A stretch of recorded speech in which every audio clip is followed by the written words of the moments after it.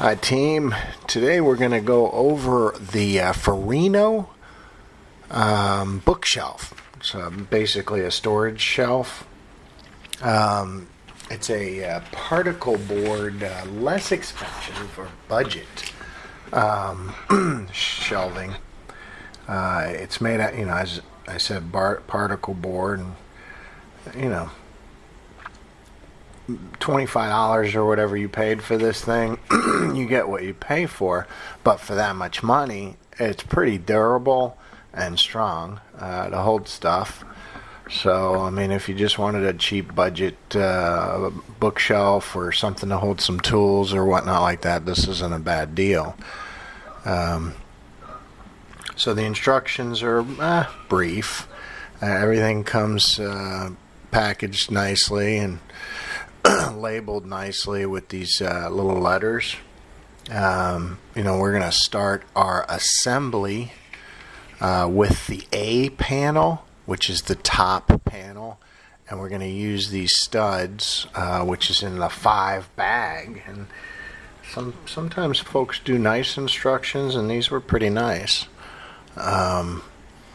Anyway, you put the studs on the A panel on the inner holes, and on each side of the panel.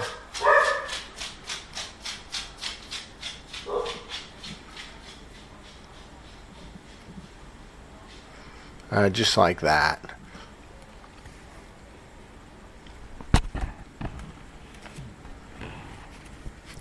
And then we're going to get these little plastic brackets and some fastening screws.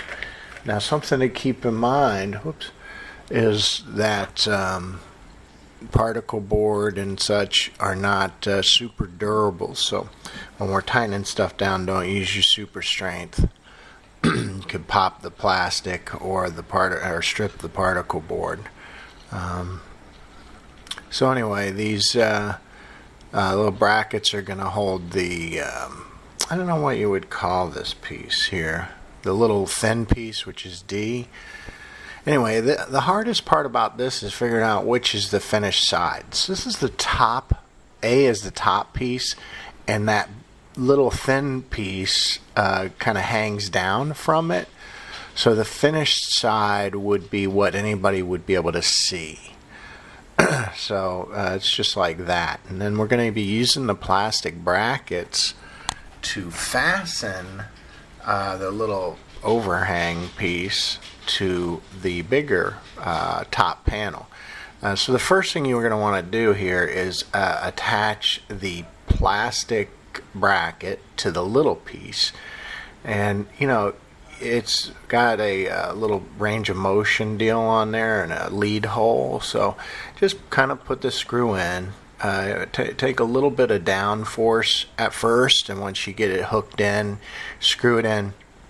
Not all the way. Don't completely tighten it just yet until you can kind of make sure it's level or even with the side of the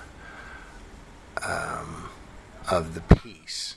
So, and then you can tighten it. But again, don't use your super strength tightening these, because you can crack, actually more likely to crack the plastic in this situation than stripping the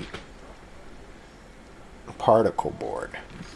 And if you crack these, well, I mean, it's not the end of the world. This is more of a decorative thing, but you don't want it looking crappy. And it will look crappy if it's not even or hanging. So once you get this on and it looks like it's even with the side there, tighten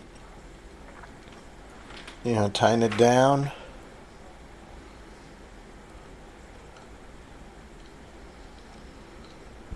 And then we're going to match it up to A.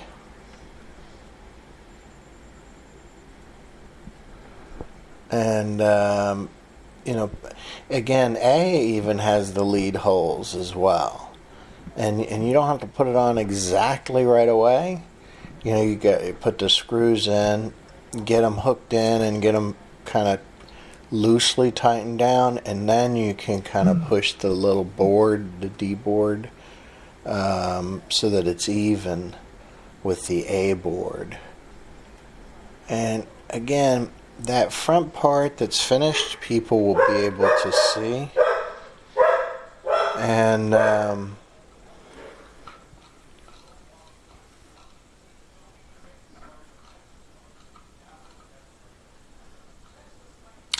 so you kind of want to try to make it as even as you can.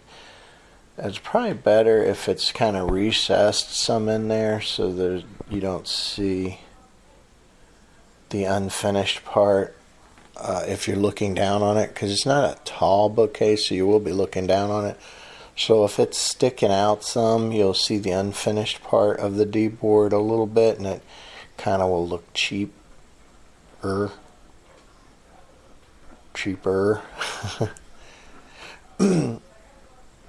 I don't mean to make fun for the money. It's, well engineered and well constructed. If this was $100, I would say you probably paid too much. But for $25, $30 or whatever you paid, it's certainly worth it. Especially if you needed some kind of easy storage deal to do your thing. So once we're done attaching the D board and tightening it down, again, not so tight that it's going to strip, and believe me, it'll do it. We're going to put the side panels on. So these are the panels that have the little bookshelf holes in them, and they're the longest ones.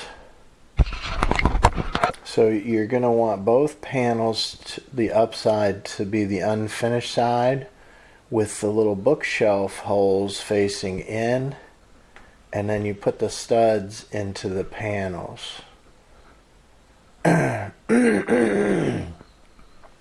So the bookshelf holes have to face in, right? And the unfinished side faces up, like, with matching the unfinished side of the A panel, the top panel, just like what I'm showing you here. So, and don't worry about, the studs that you put in, unless you use like a mallet to get them in there, they might pop out kind of when you're putting it in. Don't worry, just make sure the studs go into the holes in the side panels and still are in this A panel when you push them in. And it should look like this with the bookshelf holes facing in. So now we're going to fasten them, because obviously they need to be fastened. Now you'll notice on these big screws that we use, the holes have a little bit of a recessed space to it, and that's so you can see or where the screw goes in, and if it has like a carved out recessed spot for it, you got these side panels correct. But if you're looking at the video here, you'll be able to tell also. Now, while you can tighten these good, and you should, again, super strength no. So crank it until it's done, and it's pretty solidly in there. You'll feel it when it gets in there. But if you turn on the super strength, it's particle board, guys, and it will just completely ruin it if you just strip it through. It won't be pretty anymore. It might not even be usable depending on which ones you screw or strip. So you can see, I'm just tightening them down, and I do snug it in there, but it just doesn't need the super strength. You're not putting together a spacecraft. in case Elon Musk is watching. Oh, okay, so here's the bottom panel. This is sort of tricky. Again, the unfinished side goes up, but still you're wondering, well, which way does it go in? Because it could go either way. This recesses for the big long screws on this, again, have a carved out area where they can kind of sink in. And if you look at the other side, it doesn't have the recessed space, so you can tell which way to put it in. And it has these other little holes, which I don't even know what they're for. I thought maybe they were for the floor pegs, but they're not. I don't know what those are for. But this is the way you're supposed to put it in, just because of how the holes are drilled. They have the area that's meant, the carved out area that's meant for these to be recessed in there. So once we get that nice and tightened down, we're going to get to the part soon here where I goofed up, and I'm going to hopefully help you guys avoid it. Okay, so these are the floor pegs. What you do is you just push the peg into the bottom, like, try to put it even on the corner. And here, I'll show you on the next two. Here, let me see. Okay, yeah. So just kind of push it with your thumb so it sticks, right? There, see how it sticks? And then hit it with, hopefully you have a rubber mallet, but if not, a regular hammer, just don't hit it hard. And then you put it in. Try to do it even so it's not wobbly. And then you'll be good to go. Alright, so we're getting to the part where I goofed up here after this, when I'm putting the back panel in. So I did this the wrong way. The finished part is supposed to be facing the other way. Duh. I don't know. I was distracted, not using my noggin. And the problem is when you put these studs in there, and these are clever, at least you don't have to use those stupid little screws. These studs don't come out. So I was stuck with it facing the wrong way. See, the wrong way I put in there, I figured out how to do text on my video. Just so you guys don't make the mistake I made. Wrong way. Flip it upside down. The finished part, the dark part, goes the other way. Oh, and don't tell my wife. Because, if she notices that I have, like, the light-colored side facing it, I'm just, oh, that's how they made it. Wow. That's what I'm going to say. Because if she knew I did it the wrong way, oh, my goodness. It's the worst thing in the world. Terrible. I ruined it. And honestly, it doesn't look so bad. They had some stickers on the other side, and I just peeled those stickers off. So as you probably don't even need the mallet. I did it because it's easier, and my thumb starts to hurt pushing these things in, especially the harder ones. But these are clever. I like these better than using those teeny weeny little nails. Anyway, so at least the good part is I figured out how to do text in a video. Now I'm going to start doing that and aggravating people. Put text in there. Wonder if I can do like arrows and stuff. I'll fool with that. Alright, so when we get the back on the wrong way, genius. The shelves, or you put these little guys in.